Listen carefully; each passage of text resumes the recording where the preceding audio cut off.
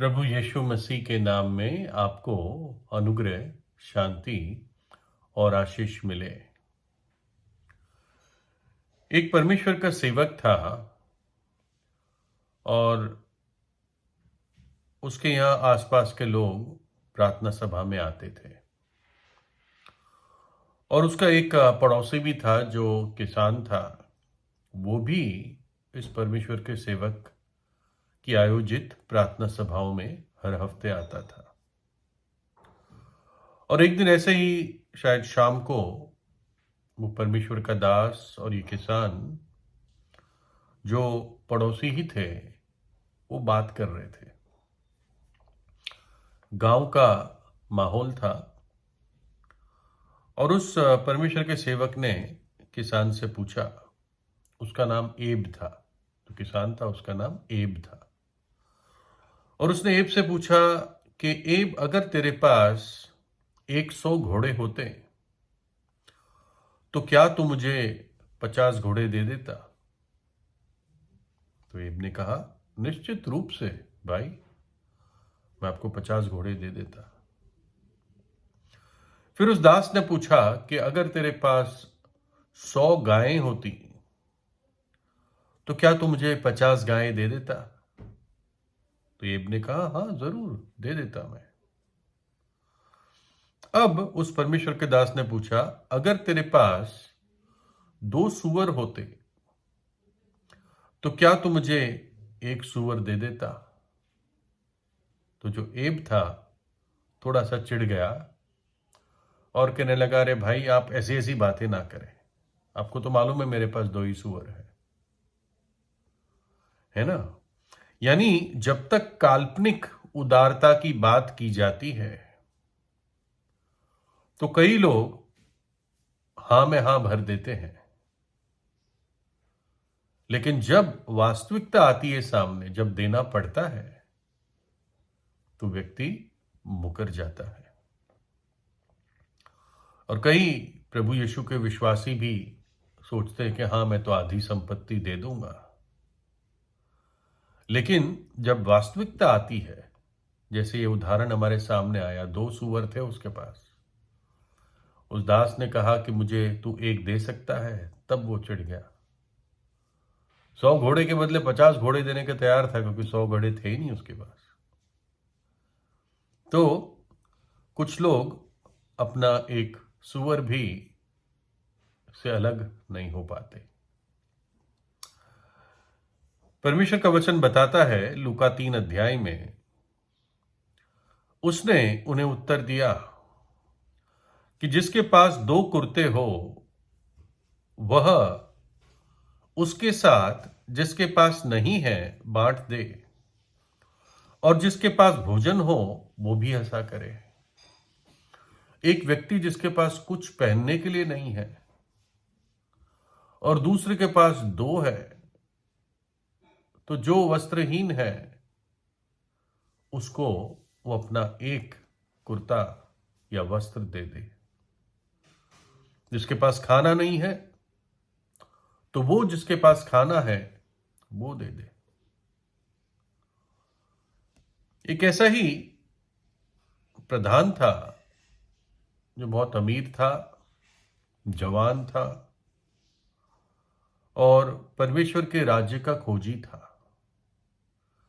प्रभु यीशु मसीह को देखकर उसको दिल में बड़ी उत्सुकता होती थी कि ये कोई विशेष गुरु है।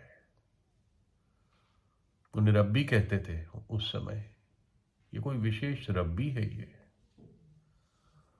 तो लिखा है, किसी सरदार ने, जो प्रधान था, किसी सरदार ने यीशु से पूछा, हे उत्तम गुरु, अनंत जीवन का अधिकारी होने के लिए मैं क्या करूं? वो जानता था कि मृत्यु आती है, लेकिन मृत्यु के बाद अनंत जीवन है, मुक्ति है, उद्धार है। मैं कैसे प्राप्त कर सकता हूं प्रभु यीशु?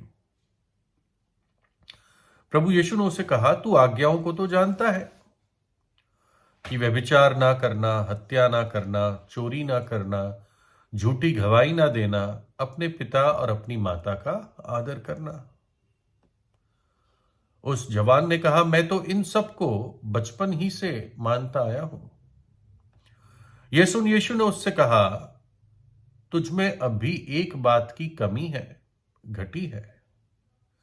अपना सब कुछ बेचकर कंगालों को बांट दे और तुझे स्वर्ग में धन मिलेगा, और आकर मेरे पीछे हो ले। वह सुनकर बहुत उदास हुआ, क्योंकि वो बड़ा धनी था। यीशु ने उसे देखकर कहा, धनवानों का परमेश्वर के राज्य में प्रवेश करना कैसा कठिन है। परमेश्वर के राज्य में धनवान के प्रवेश करने से ऊंट का सुई के नोके में से निकल जाना सहज है। और सुनने वालों ने कहा, तो फिर किसका उद्धार हो सकता है। उसने कहा, जो मनुष्य से नहीं हो सकता वो परमेश्वर से हो सकता है। इस जवान जब प्रभु के पास आता है, प्रभु से अनंत जीवन पाने का तरीका पूछता है। प्रभु यीशु उसको कहता है, तू तो अपनी व्यवस्था की जो तुम्हें दी गई थी उसकी आज्ञाओं को जानता है। व्यभिचार ना करना, चोरी ना करना, हत्या ना करना, झूठ ना बोलना या झूठी गवाही ना देना, माता पिता का आदर करना। और वो कहने लगा, ये तो सब मैं करता ही हूं। और तब प्रभु ने उसकी नस पे या रग पे उंगली रखी कि देख, तू पैसे से बहुत प्यार करता है और तेरे जीवन में ईश्वर से भी ऊपर स्थान पर पैसा है। इसलिए अगर तू अनंत जीवन पाना चाहता है तो अपना सब कुछ बेचकर गरीबों को दे दे और मेरे पीछे हो ले। और ये सुनकर वो दुखी होकर चला गया। और यहां पर हम देखते हैं कि इतने उत्साह से वो आया था प्रभु यीशु के पास। और प्रभु यीशु उसके जीवन में जो उसने परमेश्वर के स्थान पर कुछ और चीज को वो ईश्वर मानता था, अनजाने में उस चीज को प्रभु हटाना चाहता था, तोड़ना चाहता था।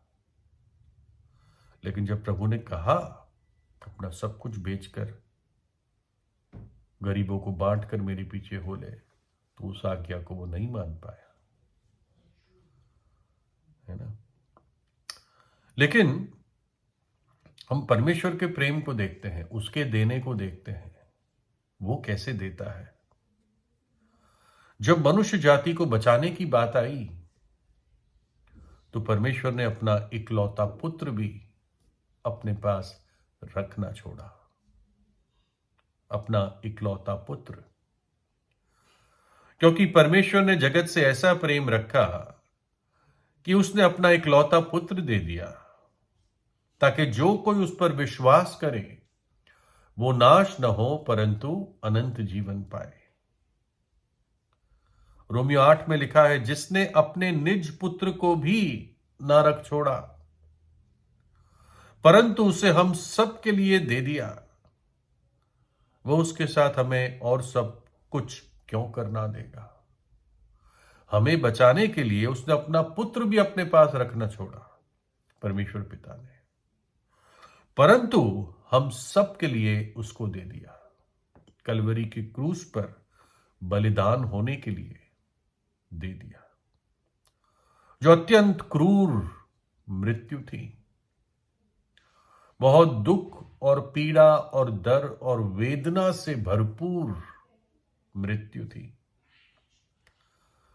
इतनी श्रापित मृत्यु मानी जाती थी कि किसी भी रोमी नागरिक को रोम सरकार क्रूस की मृत्यु नहीं देती थी, चाहे उस व्यक्ति का गला काट देना पड़े सजा में, लेकिन उसको क्रूस की मृत्यु नहीं देते थे। लेकिन प्रभु यीशु ने यह सब कुछ सह लिया, क्योंकि यह हमारी सजा थी, हमारे पाप की सजा थी, हमारा दंड था। वो यीशु मसीह ने अपने शरीर में क्रूस पर उठा लिया, अपना पवित्र लहू बहा दिया, ताकि जब एक पापी पश्चाताप करके यीशु पर विश्वास करता है तो यीशु का लहू उसके सब पापों को शुद्ध कर देता है। वो तीसरे दिन जी उठा, युगान युग जीवित है। उसका प्रेम बलिदान पूर्वक प्रेम है। ये प्रेम देखकर ही प्रेम की परिभाषा मनुष्य जाति प्राप्त कर सकता है। परमेश्वर का प्रेम जो क्रूस पर प्रदर्शित हुआ, अपना इकलौता पुत्र उसने दे दिया, ताकि हम जो क्रोध की संतान थे हमारे पापों के कारण, अब हम परमेश्वर की संतान बन सके, परमेश्वर की बेटे और बेटियां बन सके। और ये कैसे संभव हो सकता है? उस क्रूस के बलिदान पर विश्वास करने से। वो बलिदान जो यीशु मसीह ने मेरे और आपके लिए अपनी इच्छा से अर्पण किया। तो प्रभु यीशु से प्रार्थना कीजिए, मनुष्य के देने को देखें और परमेश्वर के देने को देखें। खुद ही दाता और खुद ही दान हमारा परमेश्वर। प्रभु यीशु आपको आशीष दे।